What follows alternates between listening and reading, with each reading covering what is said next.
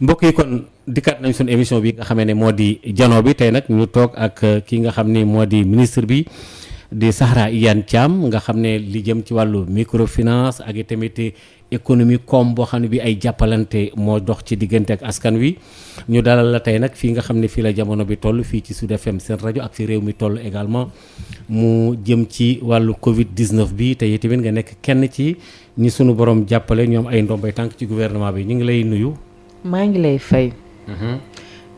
di la sant di la gërëm ci dalal bi ngeen ma dalal. di jaaree ci yow di nuyu groupe bi yëpp. di nuyu Sénégal yëpp. moo xam suñu mbokk yi ne fii la wala ñu ne bitim réew. voilà surtout ci loolu sax la ñuy tàmbalee ci ñi nekk bitim réew di ay sénégalais dafa am ñaari communication yoo xam ne génn na benn bi Abdoulaye Diouf Sarr moom moo ko def. wax ne ñi nga xam ne yàlla dogal na seen bakkan ñu loru fa duñ leen mën a anditi am beneen jëwrin Amadou Ba wax ne ñi ngi xool ci jumtukaay yi chef de l'État joxe naka la ñuy def ba ñooñu xanaa seen ay xabru féete foofu dimbal est-ce que loolu du ñaari communication yu wuute. waaw jërëjëf Serigne Maodo jàpp ma ne du ñaari communication yu wuute. waaye li muy njëkk a wan askan wi. mooy président de la république président Macky Sall ak gouvernement wam taxaw nañu benn ci lépp loo xam ne mën na aar suñu compatriotes yi ci jamono ji ñu nekk muy jamono Covid 19 muy feebar boo xam ne daanaka fi mu ne nii ñëpp xam nañ lan la ñëpp xam nañ ni mu mënee yàq ak bon gi mu bon loolu benn la. donc wan askan wi ne nguur gi taxaw na état bi taxaw na pour jàppale leen ci loolu mais beneen bi également wan askan wi ne ñi ngi leen di bàyyi xel ci jafe-jafe yi nga xam ne Covid 19 bi indaale na ko ndax booy seetlu feebar ba li mu indi mooy kenn ku ne na ngi doon dundee di nga ko soppi. di nga ko soppi ci mu neex la di nga ko soppi ci mu soob la di nga ko soppi tamit donte da nga koo bañ wala bëgguloo ko ndax xam nga réew mu mel ni Sénégal nga xam ne réewu teraanga la région boo dem ci biir réew mi saafonte bi dimbalante bi jokkalante bi nit ñi ku am bànneex ñu ànd ak yow ku am naqar ñu ànd ak yow ñu ne la tey loolu di nga ko bàyyi xam nga ne loolu metti na rawatina comme ni nga ko waxee sànq ci ku sa mbokk dem bitim réew yàlla dogal jël fa bakkanam te nga am jafe-jafe sax ci indi ko gunge ko ci demam bu mujj bi muy wuy ci boromam. moo tax ci li nga xam ne ministre de la santé le ministre Abdoulaye Diouf Sarr ñuy profito vraiment ci seen ondi di ko encourager duñ ko féliciter dañ koy encourager ndax moom ak personnel de santé bi vraiment taxaw nañ taxaw boo xam ne li ñu war ñun askan rek mooy laxasaayu seen ginnaaw jàppale leen ci xare bi ñu nekk. kon tey moom li kër docteur di digle rek ci li ñu xam ci feebar bi moom ci loolu lay mën a ñaax nit ñi te bokk na ci li kër docteur wax mooy donte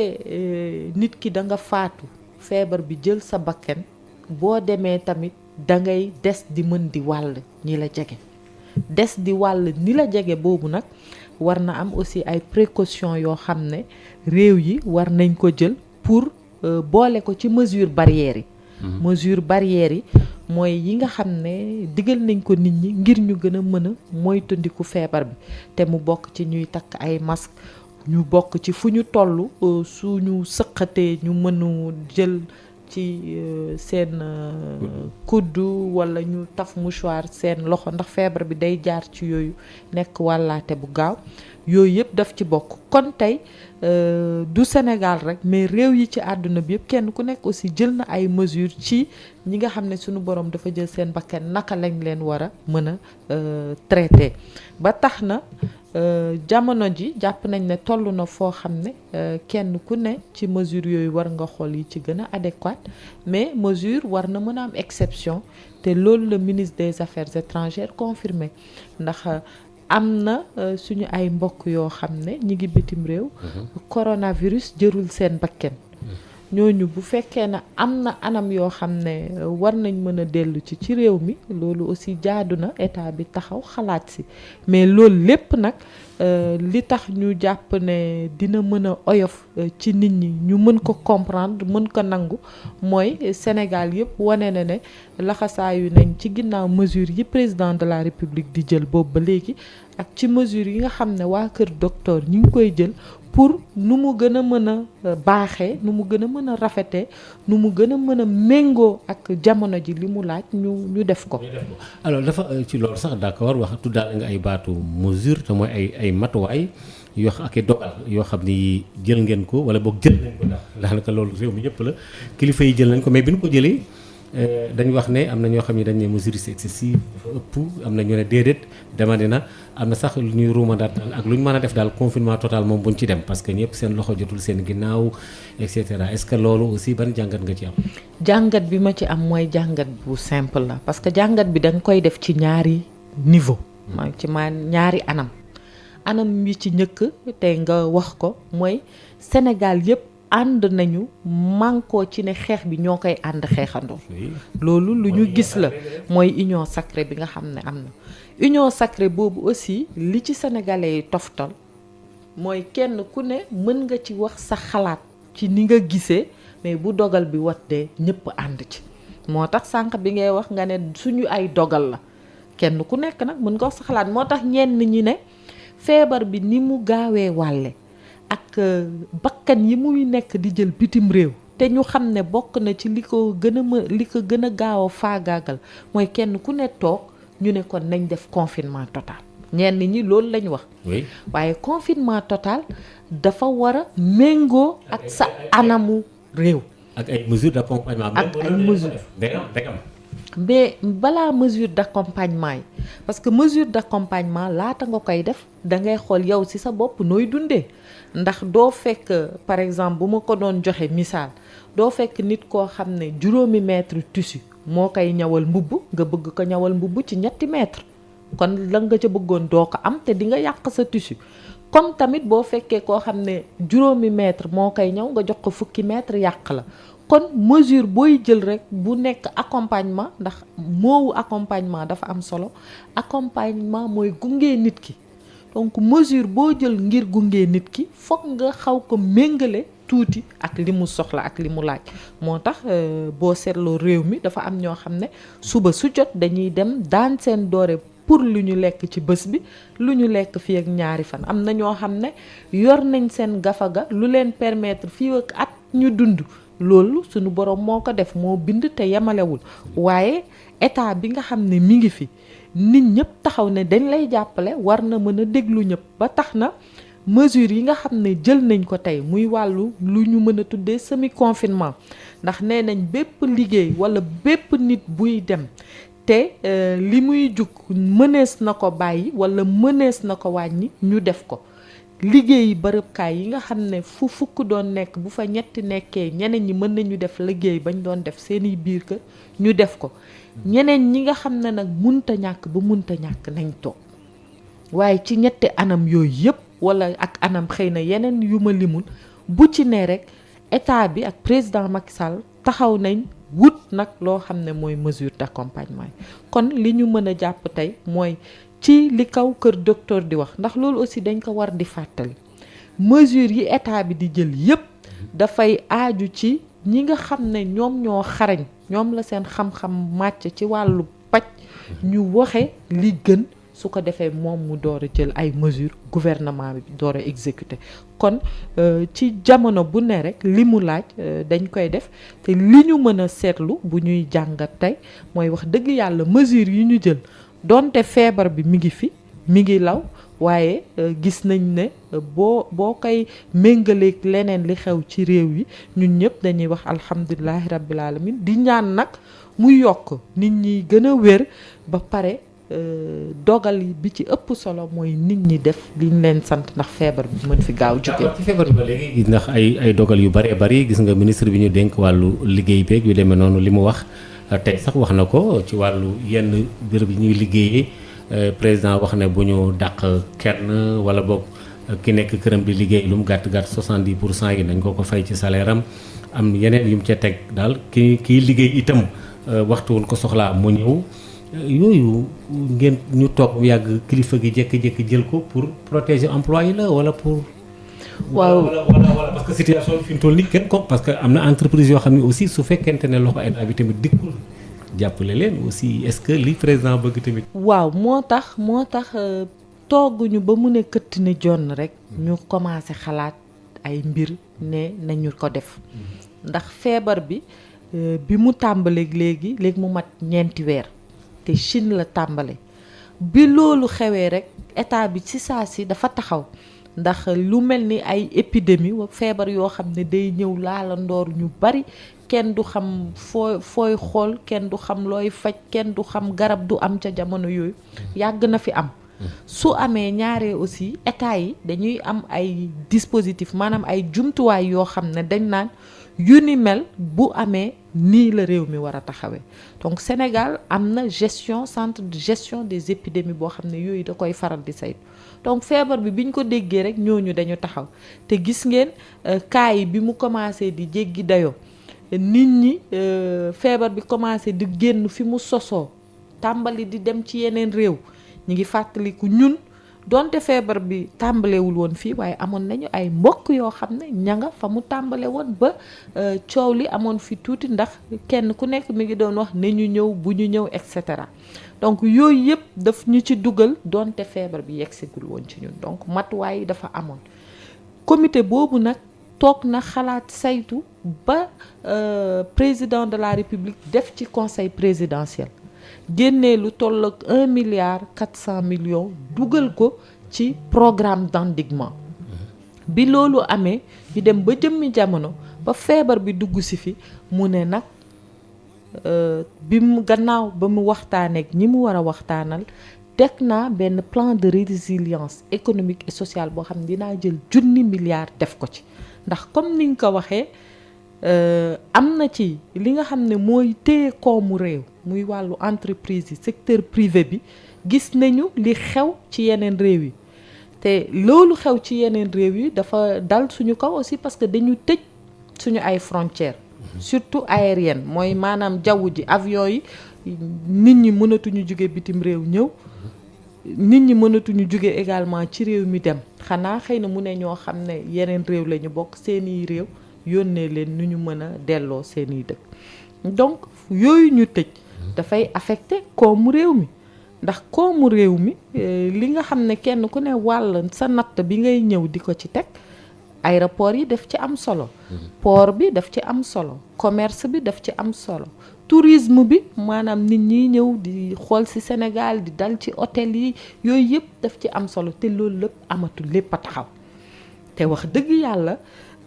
réew ñi ngi koy nattee ak ni ay nitam maanaam bien-être bi nit ñi di am ci biir réew mi ñi ngi koy nattee ci croissance bi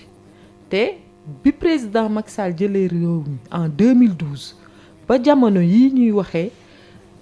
croissance bi maanaam yokk na ci 5 poñ maanaam yokk na te yokk bi mu yokk nekkul ren day yokk déwén mu wàcc bi ci toppaat mu yéeg dafa nekk loo xam ne ci ay at lu tolloog 2 at fi mu yemoon rek la yem daanaka en moyenne 6% la te foofu mu yem li tax mu yem fa ba kenn ku ne di mën a yëg ne réew mi mi ngi jëm kanam koom ñi ngi koy liggéey ci réew mi boo mën nga ko nattee ci wàllu courant ndax coupure yi bari woon na mais soo seetloo at yi yëpp ci ginnaaw wàññeeku na bu baax mën nañ ko natt ci wàllu piste yi nga xam ne lu bari suñu mbokk baykat yi bu ñu mësaan bay dañ doon am jafe-jafe yu tar ci génnee li ñu bay ci mën ko jaay ci mën ko sax récolter ci anam boo xam ne dina gën a yomb ci yoon loolu ñu dugal modernisation. moo tax mu ne nañu am emploi wala non. dinaa ñëw ci loolu donc loolu damay wax lu tax mesures yi mu jël mu am solo ndax doo def investissement lu toll noonu yokk budget Sénégal ful ko ci ñeent ba 5 yoon ci lim ko fi fekk kenn ku ne dugal dooleem ci koom gi feebar bu mel nii ñëw mën a nëx saayal loolu yépp ci weer wala 2 weer kon day jaatu ci wàllu état mu mën a taxaw nag seet kenn ku ne nu mu koy jàppalee ba feebar bi bu ñëwee ba romb tamit même bu lay laal du doon laal boo xam ne da lay faagaagal waaye dina la laal boo xam ne su jàllee di nga mën a jugaat ndax lii mën ci gis seen bopp mais mën ci téye secteur bi ba nga xam ne su feebar bi demee ndax feebar bi dina dem gis nañ fi yeneen yu ñëwoon nekk fi diir dem donc li muy mujjee feebar bi Covid-19 bi li muy mujjee également mooy dem mais buy dem na fekk du la yàq lépp ba suñu xëyee kenn du yeewu faw mu fekk nit ñi taxaw moo tax état bi ne jël naa 1 milliard bi nga xam ne moo ci njëkkal moo ci gën a amal solo président de la république mu bokk ci ay secteur prioritaire am mooy l'emploi mooy li nga wax sànq li nga xam ne nit ñi dañ koy liggéey moo xam liggéeyu fonction publique la moo xam liggéeyu privé la moo xam liggéeyu informel la lu mu ci mënti doon daal lii di liggéeyu nit ki li muy suturloo ne ñu fexe ba sàmmal ko mu ne kon yenn entreprise yi nga xam ne seeni agent amatuñu liggéey wala wax nañ leen nañu toog wala wax nañ leen nañu ay lan toog lii suñu yoonu réew wax mooy koo ciy bàyyi wala nga koy dàq wala nga koy yóbbu chômage technique code du travail wax na nan nga war a def waaye mu ne comme situation bi dafa exceptionnel dina am ay ngëneel yoo xam ne dinaa ko dimbalee entreprise yooyu ba suñuy def loolu ci jamono ji ñu nekk ñu fexe ba bu ñu dàq kenn IBMA bu dàq boobu munta ñàkk ba munta ñàkk buñ la yóbboo chômage technique tamit na am nuñ la yóbboo chômage technique mu ne te bokk na ci li nga xam ne sàkku na ko même buñ la yóbbu chômage technique sa payoor bi nga doon am weer bu ne buñ la ko fayee ci wàllu situation bi ñu ne bu mu gën a yées maanaam boo ko doon xaaj ñetti pàcc ñaari pàcc yeeg lu tuuti nañ la ko mën a delloo benn pàcc bi entreprise bi gàddu ko waaye nag bu koy gàddu état bi daf koy fekk si dimbale ko ci wàllu taxe yi mu ko waroon fay mu ne nañ ko puus yeneen mesures yi nga xam ne mën na leen indil facilitation jël koom boo xam ne di nga ko injecté waat ci secteur bi ba ñu mën a soutenir loolu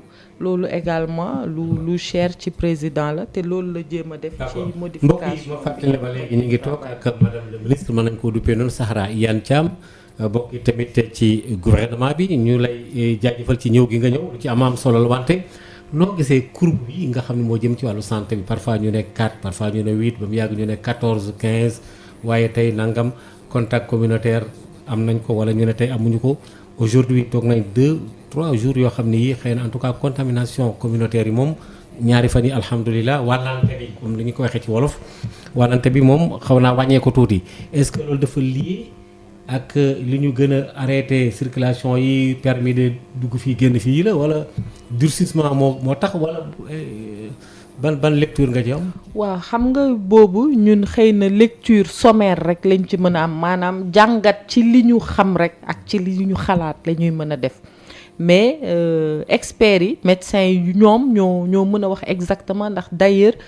stratégie bi nga xam ne ñi ngi koy développer pour contenir feebar bi ñoom ñoo koy indi donc ñoom ñoo mën a xóotal analyse bi mais ñun liñ ciy jàpp rek mooy li nga xam nañ ne mën na arrêter feebar bi bu ko nit ñi defee mesures yi mën na dëgër mbaa mu bañ a dëgër mais na nit ñi def déjà li nga xam ne sàkku nañ ko ci ñoom ñu topp ndigal li loolu mooy première chose bi am importante kon man bu ma doon analyser kii yi dama koy analyser ci ndax nit ñi ngi def liñ leen sant wala defuñu liñ leen sant ci ñetti anam wala ñeenti anam yi nga xam nañ ne feebar bi mën na ko wàlle ndax dañ ne cas importé la wala cas contact wala cas communautaire am na sax léegi ministère de la santé ñi ngi waxu cas probable te loolu yëpp aussi lii indi cas yi tey ñu ne 4 la suba ñu ne 15 la bokk na aussi ci si ñaata la ñuy xayma par jour seet ñaata nit la ñuy xayma ci ñii am nañ ko wala ñii amuñu ko ñaata la ñuy jukki pour génne xëy na aussi loolu dafa méngoo li ñuy jukki nombre bi ñuy jukki ak nombre bi am ak yooyu voilà pourcentage bi mais li ñu mën a wax mooy nit ñi mel na ni ñi ngi xaw a topp laay wax ndax cas importé moom bi ñu tëjee frontières yi amatul donc gis nañ ne loolu chaîne de transmission boobu dog nag kenn duggatul ngir wàlle cas contact mooy ñi jotoon a dugg ñi ñu jot a jëflanteel te ñu ràññee leen xam leen ñooñu aussi ñi ngi gis ne ci ñi ñuy topp ndax ku ko am rek daf fi nga jaar yëpp dañuy jël ñooñu ñëpp denc leen donc du ñàkk ne xëy na cas yooyu dina continuer ndax ñi ñuy denc di leen xool xaw nañu takku tuuti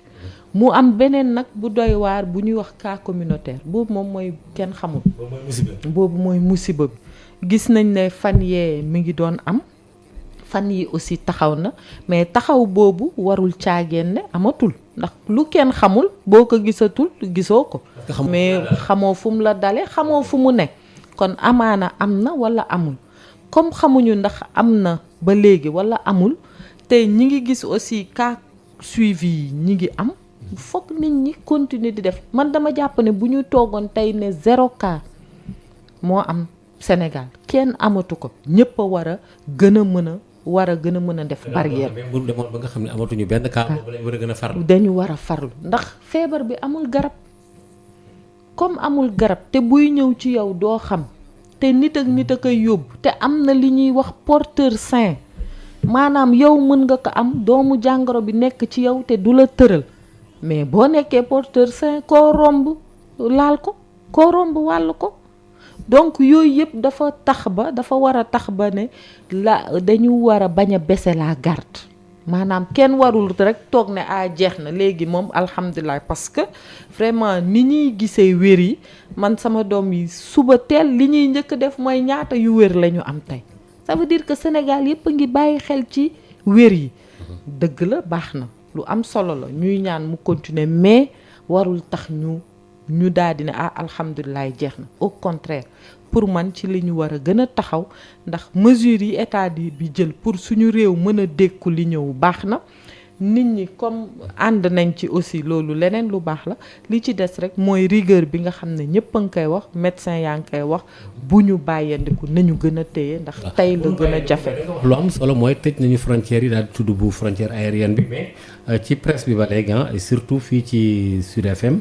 am nañu woon ay information bi ñu jàll sax ci suñu journaux yi fi jàllale ci bët saalamu réew mi booru frontière bi dox diggante Sénégal ak Guinée Bissau ak ci jaar ci côté Kolda jëm na le léeg-léeg gars yi di jaar ci ay xaan ci suuf si di dugg ci ay charrette ak yu demee noonu est-ce que loolu yaakaaroo ni foofu tam war nañ gën a dëgëral contrôle bi parce que am na gars yi di sataxlu di dugg. waaw xam nga loolu moom fii la nekk ndax frontières yi bëri na am na frontière aérienne am na frontière maritime am na frontière terrestre donc maritime peut-être aérienne xëy na moo gën a yomb surveiller maritime bi aussi war na mën a yomb surveiller donte code bi waaw dafa gudd mais comme ni nga ko waxee aussi ñun ñëpp xam nañ ne souvent suñu frontière terrestre yi dañu xaw a poreuse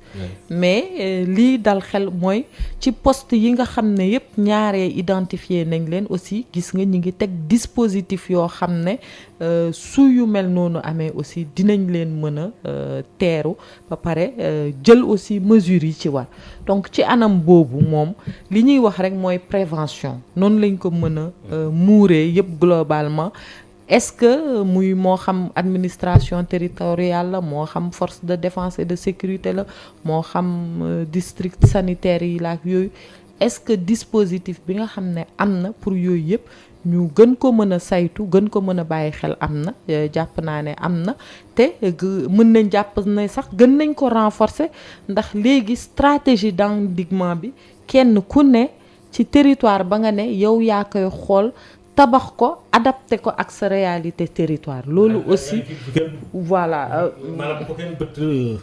waaw xam nga doone bu ko kenn bët ndax loolu day ñuroog rek ndox xam nga yoonu ndox moom yoonu ndox rek la boo ko fàttee tamit day ñëwaat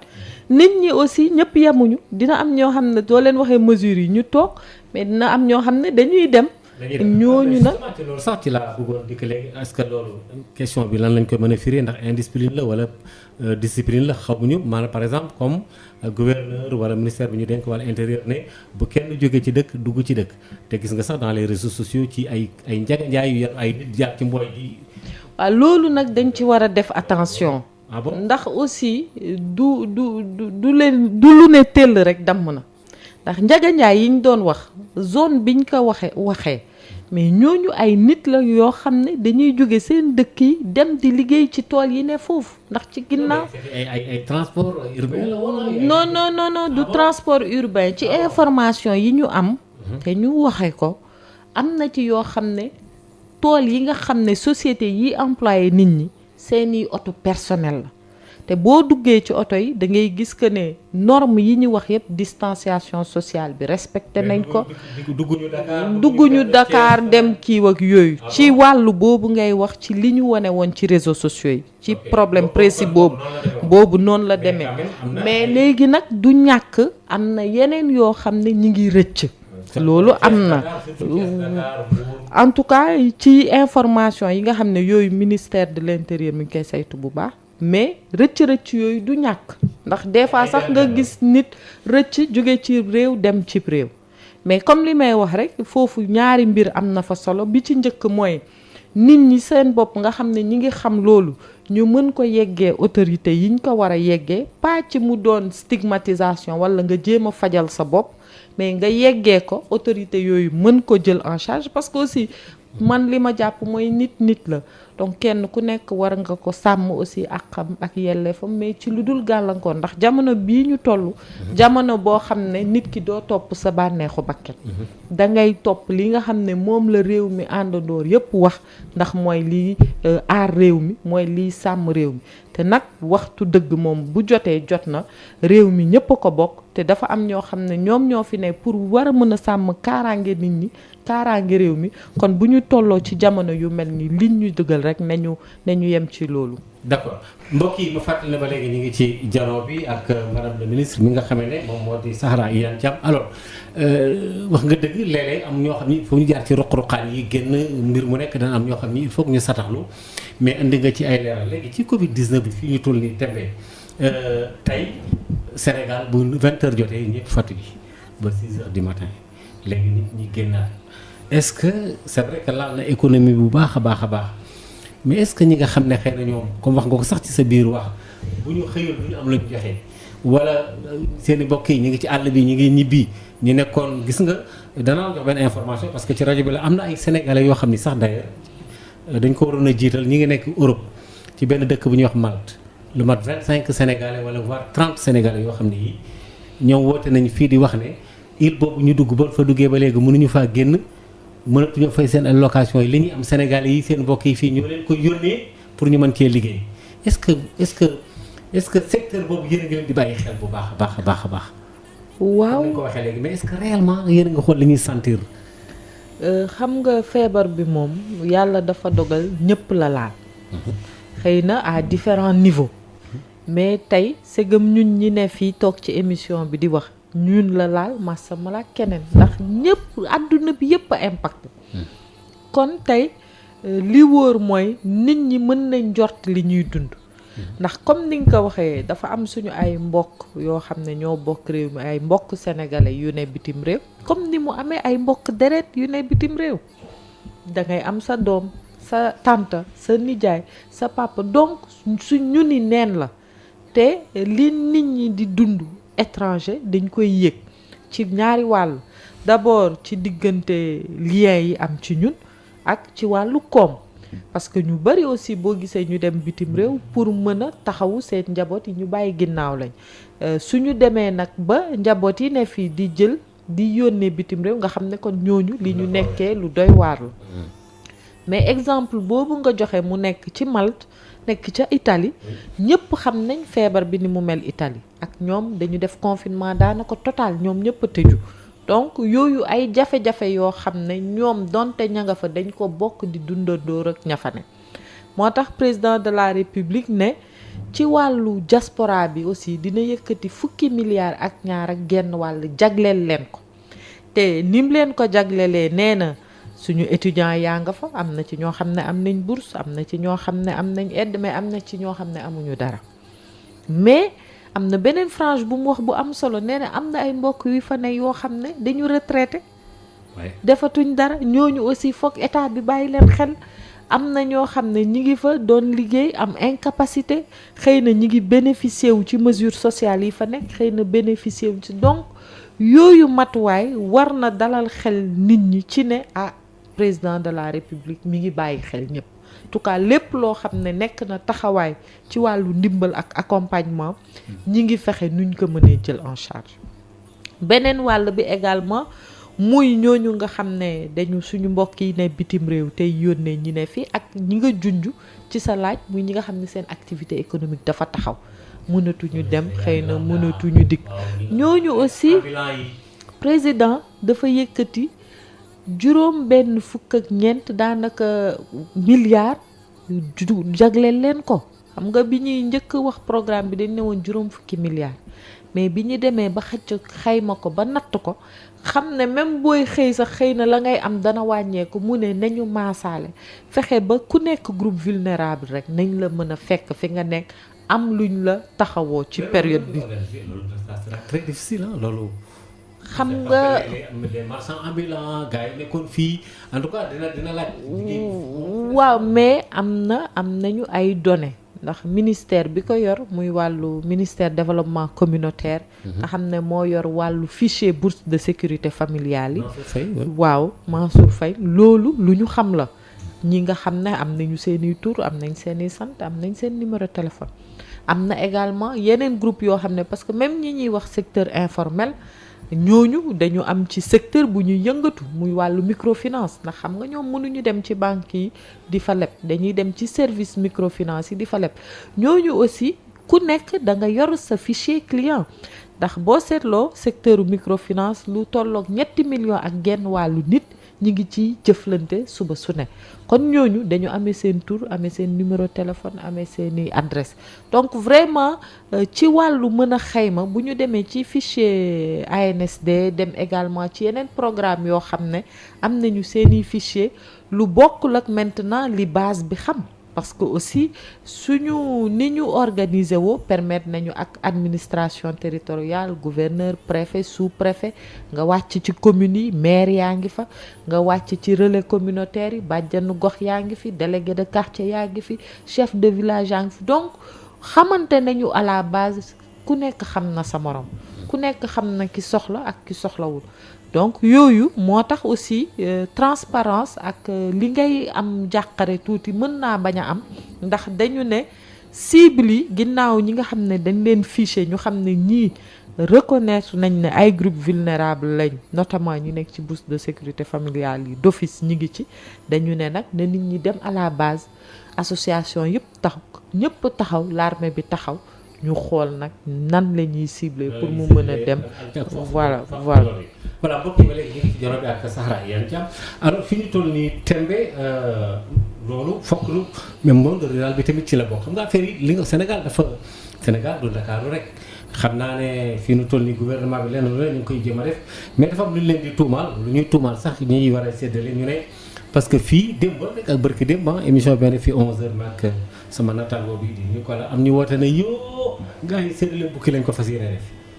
waa APR yi am ku ne waaw ñun suñu waa dëkk bële ca engrais ba noonu la ñu defoon daaw ren tamit xam naa ne et d'ailleurs yow sax doon ko fi def ay tournée ci gannaaw di boole ay nit ñu boole seen i koom est-ce que yooyu du poser problème ci. waaw xam nga tubaab bi dafay faral di wax qui veut tuer son chien l'accuse de rage.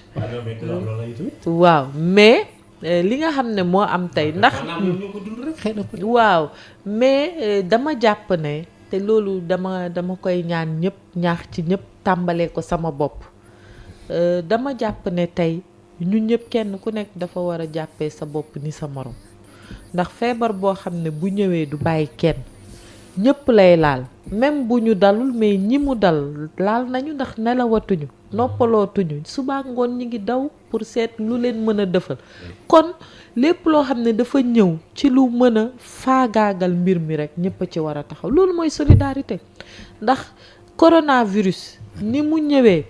ak ni mu jalgatee àdduna bi ku ci amut jàngat bay wut loo xam ne da nga koy jël téye ko xëy na amaana yaa xam ndax soxla nga walla soxla woo ngir xañ ko sa morom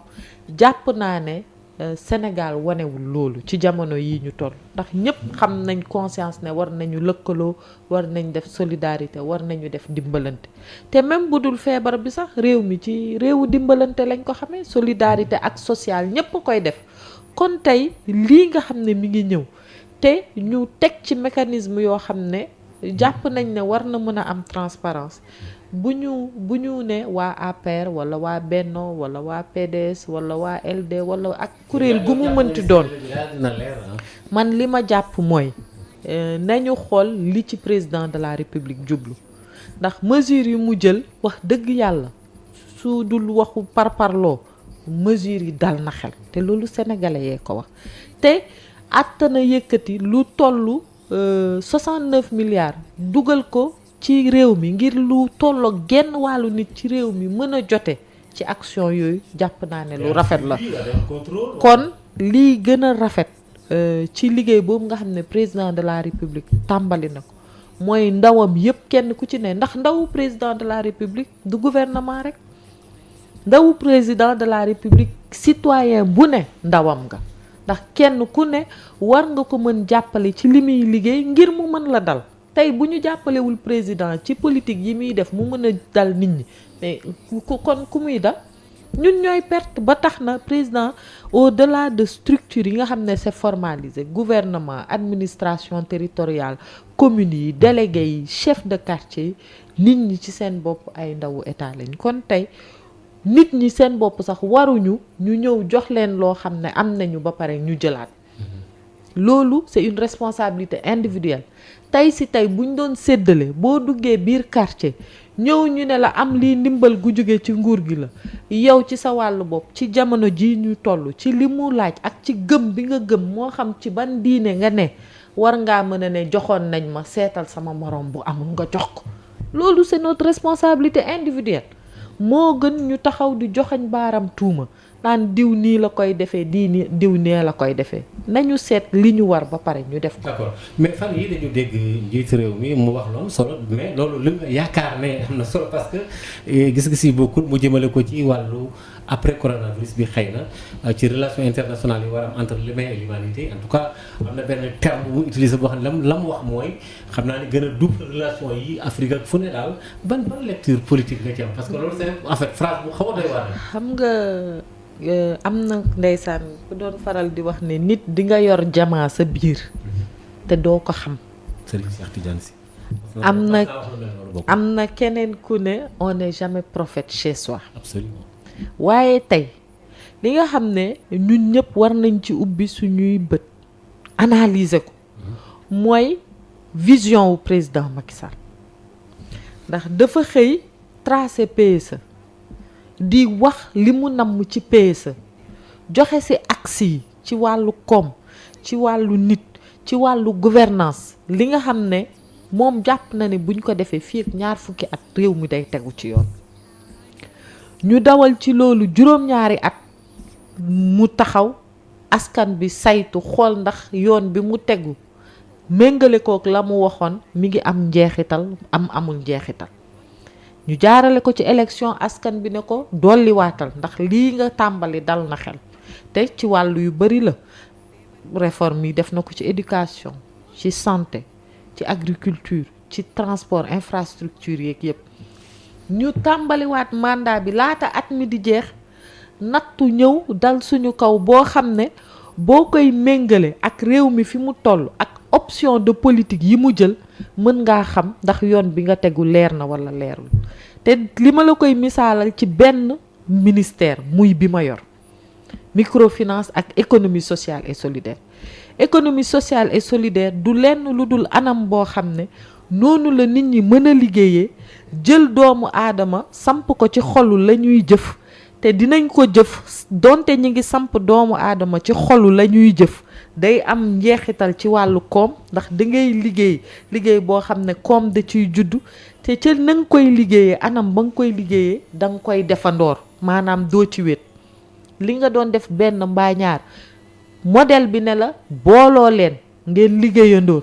te bu ngeen liggéeyandooree ba pare na am lu ngeen comp ci li ngeen di liggéey di delloo ci biir askan muy économie sociale et solidaire loolu mooy vision président ci mettre l'humain au centre mettre l'humanisme au centre de nos actions te mu am leneen nag lu am solo mu ne bay ci sa wewu tànk déjà ñun war nañu consommer local defar suñu diggante ñun ñi nga xam ne ñoo bokk Afrique door a ubbeeku ci àdduna bi ndax kenn ku ne tey bi jëyee ji ñëwee dangaa tal sa bopp kenn ku ne dangaa tal sa bopp kon dafay wane ne taxawaayu amul maa gën a mag amul maa gën a ndaw li am mooy farlu taxaw gëm li nga nekk ba pare seet noo ci demee. d'accord est-ce que jàppaloo ne coronavirus bi dafa mettre à nu comme ni ko Diop Decroix waxee suñu insuffisance yëpp lu bari wane na ko ci suñu matati. man li ma gis ci coronavirus bi li mu wane mooy Sénégal tey boole nañ ko ci réew yi nga xam ne ni ñuy fajee jàngoro bi bokk na ci ñi ci jiitu te loolu mënul woon am fii ak amuñu système de santé boo xam ne jaar na yoon. coronavirus bi lim ñu won mais quand même nan nga nangu ne aussi médecins yi jàmbaar lañ lool. macha allah ñu ngi leen di féliciter di leen encourager mais am jànkantoon nañ ak ay jafe-jafe. waaw mais jafe-jafe moom mook àddunaay ànd fii léegi ñi ngi dund jafe-jafe du ñu teqali kook moom waaye lii am solo mooy fi nga xam ne mooy dinañu am mérite mooy ñu gis jafe-jafe yi te taxaw ci nuñ ko saafara pendant que ñu ngi ci biir ak buñ ci génnee. moo tax war nañ ci tirer ay leçons yu bare war nañ ci tirer jàngat war nañu fexe nu ñuy suqaliwaatee suñu industrie suñu koomu réew ba nga xam ne yu mel ni bu ñu dalatee balaa ngay gestu ku la dimbale fekk yow am nga as tuut waaye tey bu ñu amul woon as tuut du ñu mën a sax réaménager budget ba ciy jël génnee 1000 milliards bu ñu amul woon as tuut ci gëdd bi nga xam ne réew yi ci nekk bitim réew jox nañ ñu ko mais du ñu dem ci kenn ne ko xoolaatal ñu suñu programme wala suñu partenariat bam ñu koy jox ndax nag wane nañ fulla wane nañ fayda wane nañ taxawaay boo xam nañ ne kat ñii ne Sénégal am na lu ñu bëggal seen bopp te loolu mooy àdduna ci jàngat man bi ma ci am mooy nit da ngay gëm sa bopp. d'accord nit da ngay gëm sa bopp loolu am solo mbokk yi ba léegi ñu ngi ci jano bi ak ministre Zahra Iyane Thiam mais foog itam ñu fàttali ne Sénégal coronavirus bi comme ni mu laale réew yëpp la ñu laale mais ñun am na yeneen feebar yu nekk ci ñun yoo xam ni xëy na sax ñu ngi koy bàyyi xel ci àll bi bali ba léegi xaw naa desandi tuuti feebaru sëqat baa ngi fii tuberculose yeneen ak yeneen te ñoom médecins yi aussi ñu ngi ba li ngi bàyyiloo xel aussi loolu ñoom seen bopp wax nañ ko c'est vrai que bii moom mooy loolu continuer jonn mais est-ce que boobu aussi ñu ngi bàyyi ni am y a des patients dans les hôpitaux. mais loolu li nga wax mooy dund bi dafa war a continuer ndax li fi newoon démb ak bërki démb jóge wu fi dafa am leneen lu ñëw dolleeku fi voilà donc mais loolu aussi le système de santé classique mi ngi fonctionner xëy na corona bi saa su ne nit ñi dañ ciy wax boo seetloo édition spéciale yaa ngi am suba ba ngoon jot buñ fi doon wax tey leneen lu dul coronavirus xëy na nit ñi duñu may nopp lool ndax coronavirus bi moo samp ci xelu nit ñi mais dund gi ni mu meloon ñi doon feebar a ngi feebar am na ñoo xam ne ñi ngi continuer dem faju ni nga ko waxee tuberculose baa ngi fi yeneen i mbir yi ngi fi yooyu aussi yu ñu war a jël en charge la moo tax programme état bi aussi day continuer grand chantier yi ñu amoon projet yi nga amoon kenn ku ne ci wàllu bi la concerné yaa ngi waxtaan ak say service pour xool également la nga war a def noo koy war a defee. alors est-ce que téléservice yi téléservice naturel télétravail xam nga nu ngeen ko duppee est-ce que loolu amul tuuti impact lu mu def ci seen à distance. notamment dina ci am impact ndax d'abord du loo xam ne dañ ko miin lool. donte lu am solo la loo xam ne vraiment am na réew yoo xam ne même en temps normal ñoom dañuy def téléservice du lu ñu miin lool mais également maanaam dafa mel ni waajuñu ci dañu jékki-jékki rek mu ne këttu ne jon ñu ne nañ def nangam noonu la ñëwee mais terewul ñi ngi adapté wu ndax aussi loolu mooy capacité nit xel yi ñu suñu borom jox dañ ci war a suñu ministère am nañu am topp ci li docteur yi wax wala. non suñu au niveau du ministère on s'est réorganisé en fonction de situation bi li mu laaj. am na ñoo xam ne service yoo xam ne roulement la ñuy def da ngay gis direction lëmm yoo xam ne permanence moo fay nekk benn wala ñaari nit ñoo fay ne ñeneen ñaa ngi seen kër disponible bu liggéey amee da ngi leen di woo ne leen def leen nangam sangam def leen nangam sangam ñun également bi feebar bi ñëwee rek dañu def suñu plan de travail. ndax comme dañu génn ci bu yàggul ñu prévalider suñu lettre de politique sectorielle de 2020-2024 bi nga xam ne moo doon tracé suñuy orientation ci secteur microfinance ak économie sociale et solidaire dañu génnee woon ay activités yoo xam ne tout au long de l'année dañ ko waroon def ndax bokk na ci l'élaboration de la loi d'orientation de l'économie sociale et solidaire bokkoon na ci aussi toute la réflexion qu'il y avait autour du renforcement du secteur de la microfinance ñu gën ko adapté ak gën ko méngale ak ñi koy jëfandikoo xëy na li ñu soxla ak yooyu donc yooyu yëpp dañ ko listé bu ci nekk ñu bind ko bu ci nekk ñu wax fan la toll bu ci nekk ñu wax kan moo ko jiite ak bu ci nekk ñu wax la waxtu sàngam war nga ci toll fii waxtu sàngam war nga ci toll fii ñoom ñu adapté waat en fonction de conditions yi mais ñu seet nuñ koy defee. am na beneen bu am solo bu ñuy wax catalogue des projets boo xam ne dañu commencé woon identifier groupement yiy liggéey ñu fexe leen indi ci ñu adopté modèle économie sociale solidaire donc ay groupement yu bari la ñuy xool jéem leen organiser chaîne de valeur bi ci domaine bi ñuy liggéey seet lan moo manqué ci wàllu jumtuwaay ci wàllu formation bu loolu lépp yembee ñu door a indi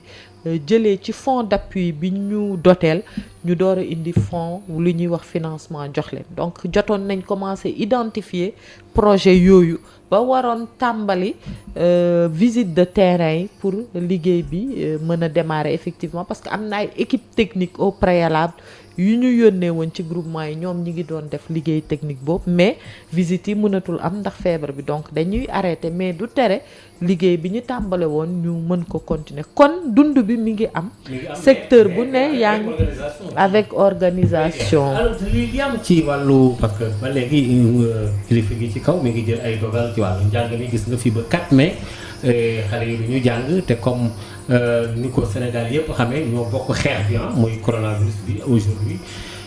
am na ñu am ragal ne suñu ci dolliwaatee ay fan te wax yi wax boo ko léegi kenn xamul fu mu yem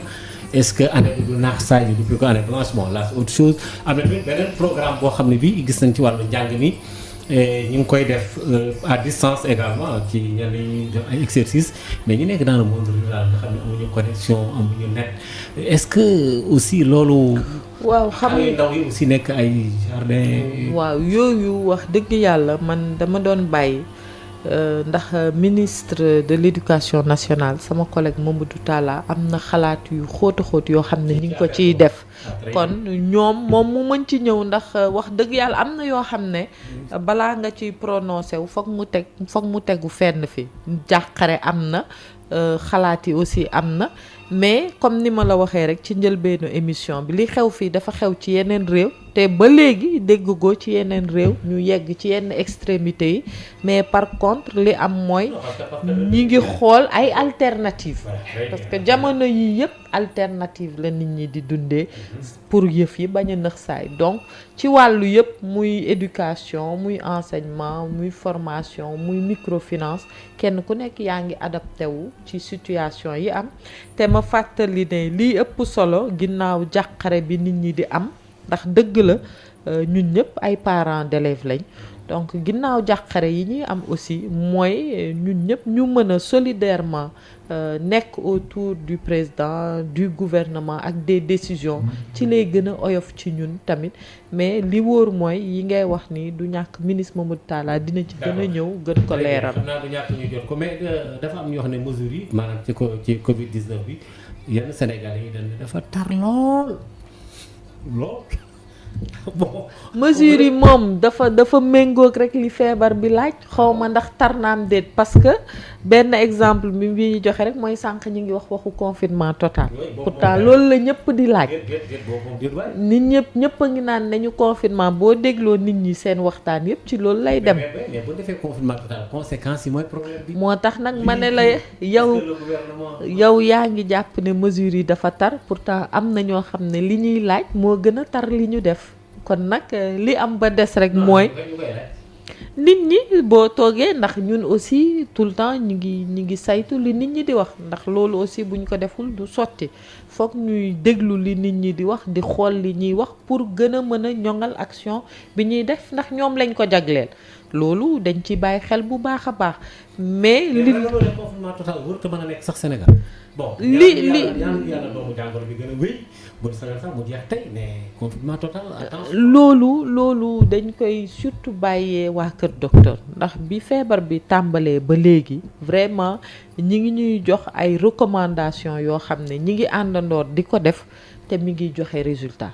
kon tey li ñu war a gën a focaliser wu mooy ci wàllu programme économique bi ñu mën a am ay mesures yoo xam ne dina ko soutenir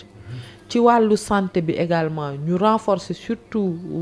ñi nga xam ne ñoo ne ci acteur boobu ba ñu gën a mën a def face à la maladie jéem a xool aussi si suñu compatriotes yi nekk ci diaspora bi yan anam la natt bi ñu dal gën a oyofee ci ñoom ci réew yi ñu nekk et puis xool aussi la résilience du monde rural naka la ñuy gën a taxawoo dëkk yi nga xam ne ñoo ne ci yeneen région yi pour que kenn ku ne mën a en tout cas mën a attan jafe-jafe yi nga xam ne ñu ngi koy dund. docteur yi waxoon nañu ne benn pourcentage bu ndaw bu ñu joxe woon mel na jigéen ñi courbe bi foofu la xaw a jëm tuuti ci en terme de non ban lecture nga ci am. waaw loolu xam nga peut-être ñoom docteurs yi ñooy mën a xam lan la mais li wóor mooy li mën na bañ a nekk loolu ndax dafa am na ay cibles yoo xam ne ñoom c'est des cibles exposées comme ni ñuy wax ñoom seen résistance ci feebar bi moo gën a néew ñenn ñi parce que xam nga diggante mag ak xale xëy na am na lu ñu mën a wax am na luñ ci mën a xam voilà am na ñoo xam ne aussi ñi ngeeg yenn feebar yoo xam ne bugguñu lu déranger seen métabolisme donc lu ñëw rek dugg ci lu ci bokkul mën na leen sonal donc peut-être ci cible yooyu la ñuy xoolee voilà laa jàpp. waaw soxna si looy tëjee léegi looy wax sénégalais yi. waaw li ñuy tëjee rek toujours mooy ñaax bi sensibilisation bi mais waroon naa ko def ci njëlbeenu émission bi. damay fàttale aussi ñu ngi ci Pâques suñu mbokk chrétiens yi dañu génn ci carême bi vraiment mu nekk période boo xam ne toujours dañ ciy ñaan di ci def ay grâce kon ñu ngi ñaan aussi période bi ñu génn ak feetu Pâques yi ñuy dugg suñu borom nangu seeni ñaan nangu aussi également seeni dévotion di wax ne ñu gën a taxaw rek gën a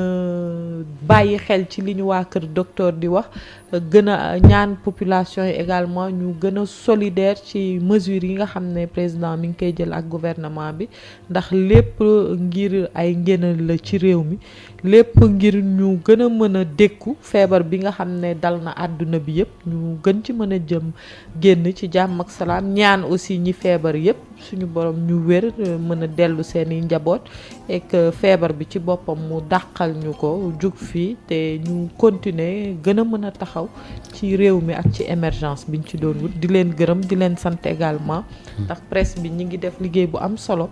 ñi ngi ñuy may saa su ne ñu mën a waxtaan ak askan bi ñu gën a ñaaxante loolu aussi lu am solo la ci liggéey bi ak ci vraiment feebar bi ñi ngi ci félicité presse bi bu baax a baax a baax. jërëjëf madame la ministre ñu ngi lay sant bu baax a baax Zahra Iyane Thiam ma fàttali na yow jëm ci wàllu microfinance ak itam lépp loo xam ni jëm na ci économie solidaire jàppalante boobu yow yow lañ ko dénk nga ñëwoon tey ji indi sa xalaat ak sa gis-gis ci Covid 19 bi mbokk yi kon incha allah beneen dimanche daañu dikkaat ci beneen gan wasalaam.